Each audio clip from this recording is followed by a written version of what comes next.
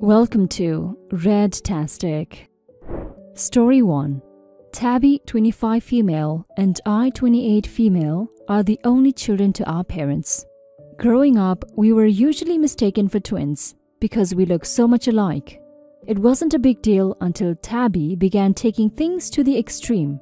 She always wanted us to play twins in almost everything we do, ranging from our hairstyles, clothes to shoes. I didn't enjoy doing so, but then I just had to make her happy. This was the starting point of all the later mess. That was 3 years ago when I introduced my then boyfriend Francis, who is now my ex-fiance, to Tabby. After dating him for almost a year, we decided to get engaged. But something happened during the engagement which would forever make it one to remember for life, because that day was filled with pain, all thanks to Tabby and my fiance Francis. Prior to the engagement, I found out Tabby was pregnant. I was surprised because she had no boyfriend and wasn't married. When I asked her about the one responsible, she said she would tell me after my engagement, so I let her be. But her revelation was something that took me off guard. She said Francis was responsible for the pregnancy. I was very angry, so I asked Francis to confirm, and he admitted to knocking her up. So why then did he still get engaged with me? He said it was Tabby's idea. She said she was okay sharing him with me, that was why. I slapped them both on the face before removing the ring and throwing it at him. My parents, whom I thought would be more understanding, sided with Tabby because she was with their grandkid and were against me for slapping her. So from that day, I stepped out of our home and haven't set foot there since. About just a month after the engagement incident, Tabby and Francis got married. Can you imagine that Tabby had the nerves to invite me over to their wedding, as though she hadn't harmed me just enough already? She wanted me to be her bridesmaid. There was no way I was going to turn a blind eye to what she did and go there. I dumped the dress she sent, and that was it. On D-Day, she called several times, but I didn't answer. But as the saying goes, nothing built on deceit lasts forever. Barely 2 years into the marriage, Tabby and Francis divorced. Tabby was expecting her second child when they got divorced. She called me telling me how much of a jerk Francis was and how he abandoned her. She was hoping I could give her some emotional support, but hell no. I told her I don't give a F about what happens between her and Francis. I heard her let out some few sobs on the phone, but honestly, that's none of my damn business. After all, when she hurt me years ago, did she think it was a happy feeling? Now here is the real deal. 2 years ago, I met Mike, who is now my husband. He had been there for me through all my tough moments. He is rich, handsome, kind. I simply can't spell out everything about him. He is just the best guy any girl could want. Our wedding was a glamorous one. I didn't invite any of my close family, and he was okay with it. But during the wedding, Tabby came to create a scene. She came looking heavily pregnant and accused Mike of being responsible, so he should be marrying her instead. My husband's family is a no-nonsense one, so without batting an eye, they just kick her out. She kept screaming and cursing me as she was taken away, saying stuff like I won't have a happy ending and all that. The rest of the wedding went on without a hitch, as though Tabby never came. My parents called me after the wedding telling me how much of an unfilial child I was for neglecting them all these years, and how unreasonable I was for allowing my husband to kick Tabby out of my wedding, knowing very well that she was pregnant. In the long run, it was just about their grandkids again. I told them to teach Tabby some sense before it was too late and ended the call. I received multiple calls from my distant uncles and aunties that had never called me before. They were all about one thing, calling me the jerk and all that. I went on an adventurous honeymoon with Mike, and it was one of the best moments in my life. But while we were away, Tabby went about posting on Facebook, slandering Mike for knocking her up and abandoning her to marry me. When I saw the post, the comments were very annoying as well, because they were coming from people who had absolutely no idea about what was going on. Mike and I had enough of Tabby, so he called her out publicly and told her he would sue her unless she stops going about defaming him. She went home to tell our parents, who are throwing a fit, calling my husband a jerk for threatening to sue Tabby. So this is where I need your advice. Am I wrong for cutting ties with them? And is my husband also wrong for threatening to sue her? I'll make sure I'll update you guys on any new developments. Update. Here is an update. Thanks for your concerns, thoughts and comments on my issue. After Mike threatened to sue Tabby, she didn't show up again and she took down all the posts defaming him. Mike and I have been living a very happy life, the clear opposite of what Tabby expected. Looking back at everything that happened in the past years, I would say it's karma catching up with Tabby. I hope I will have a good sister in my next life. Thank you all once again. You're not an a-hole for cutting ties with your family, OP.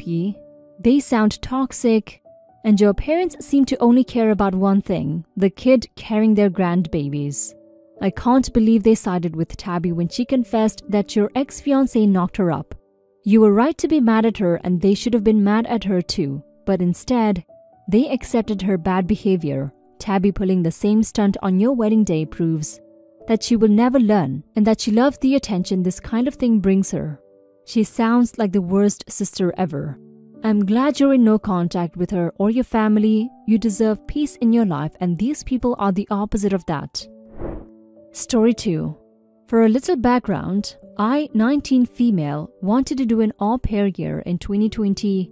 Then came COVID and I stopped the application because my mother, 49, said so, and she was against it the whole time and talked really bad about it, and I didn't want to disappoint her. She then pressured me to do nursing training, so I started that in October 2020, but I didn't like it at all. In October 2021, I had a huge anxiety attack about everything and told her how I feel about the nurse training and that I still want to be an au pair. She then said I'm 19 and she can't stop me anymore, so I started the application process again.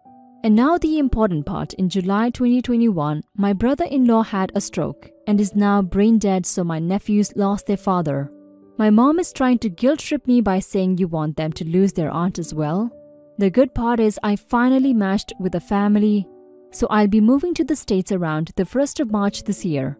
So am I the a-hole for leaving them behind to follow my dreams? Update. I don't know if anybody sees this update, but I guess I just tell it either way. So, my flight is booked and I'm leaving on 17th February 2022. So, yeah, I'm definitely leaving my old life behind me. Kind of. I'm still keeping contact with them. About my mother, I talked to my grandfather about it yesterday while we had lunch together, and he called her and told her she's behaving like her mother, and that it's stupid to not support me because she will lose me with that behavior. She didn't tell me that, but my brother talked to her and she told him everything and he told me. She didn't say anything to me about it even though I saw her today, but I could sense that she was mad at me. But I don't care anymore. So I'm happy even though I might lose her somehow. You're not the a-hole, OP. You're an adult who has a dream. You should be allowed to follow that dream. Your mom is an a-hole for trying to control your life and keep you around her. What happened to your brother-in-law is heartbreaking, but you have to live on and do what you want. Your mother guilt-tripping you makes her an even bigger a-hole. Parents should support their kids' dreams. Your mother has failed you in that aspect. I wish you good luck in fulfilling your dream. Now for some comments. You're not the a-hole. It's a tragic thing what happened to your brother-in-law. But you moving away is not the same thing. I mean, you are not their parent. But also, there is email, phone, FaceTime, visits, letter writing. This is our Auntie Matilda, who lives in America. Send them some presents from time to time and they'll be just fine with that arrangement. Your mother realized she can't manipulate you on her own and is trying to draft small children.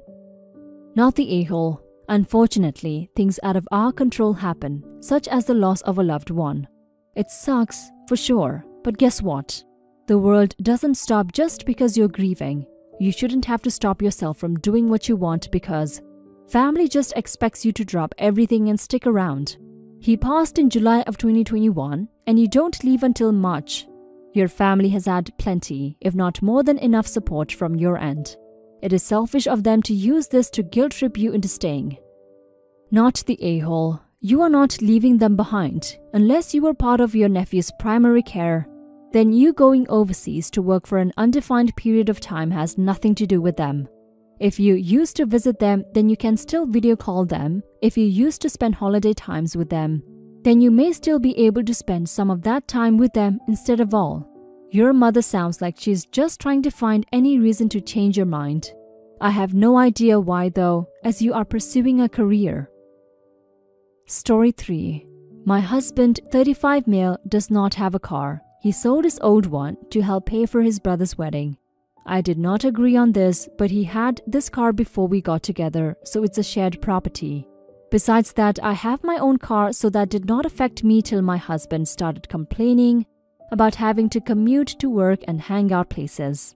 He tried to get me to let him drive my car several times, but I stood firm and put a boundary, making him understand that my car will never be driven by him.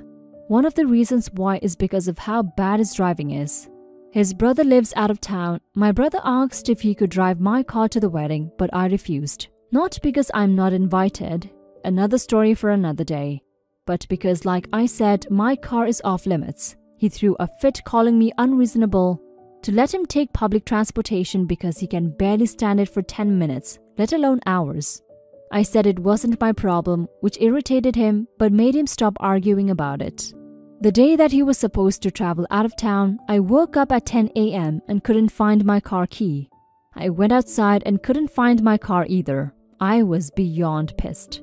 I called him, and like I expected, he took it and was on his way to the other town.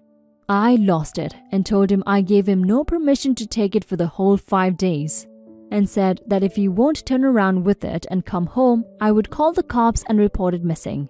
His response was, "You wouldn't dare do it, 'cause you know what would happen." I hung up on him, then immediately called the police and told them about my situation. I did not tell them my husband took it because they would think it's a family dispute and decide to not get involved. I just reported it missing. 2 hours later, I got a call from my husband saying he was back in town and was being held at our local police station. I went to the station and talked to the cops. My husband made a scene there, swearing over and over that I gave him permission to take it, and said I was acting out of jealousy and spite because he was going to attend a wedding that I was not invited to. I took my car and went home, but he had to stay a little longer. He came home in the evening and went on a rage fit about how I created an awful situation and almost caused him to miss his brother's wedding. He called me vindictive, bitter, and a lunatic, to call the police on him and try to accuse him of stealing my car. He had to leave the same day to be able to be there with his family and decided to extend his stay, and he still hasn't gotten back yet. Right now, his mom and brother are blasting me for what happened and calling me spiteful. Now for some comments. Not the a-hole, but I get the feeling that there is a lot more going on here. Your husband sold his car to help pay for his brother's wedding, even though he needed it to commute. Is your husband prone to making bad decisions? And he paid for his brother's wedding, even though you, his wife, were not invited to it. I'm sorry, but what kind of marriage is this? Not the a-hole. You set a boundary and he violated it. It sounds like your husband has a tendency of being rash and making irresponsible decisions and expecting you to clean up the messes, so good for you for standing firm. That said, girl, come on. Is this really the type of relationship you want to be in? The kind where you have to involve the cops to reinforce boundaries? That's ridiculous. Just to be clear, your husband also thinks that you are driving a wedge. That's a huge red flag. He might be right, he might be wrong. We don't have enough intuition to judge that one way or another. But it does tell us that the issue here has much deeper roots than just unannounced car usage. We have a husband who believes his own wife is trying to drive a wedge between him and his brother, and a wife who is literally willing to call the police on her own husband out of spite. Remind me, why are you guys together again? Everyone sucks here.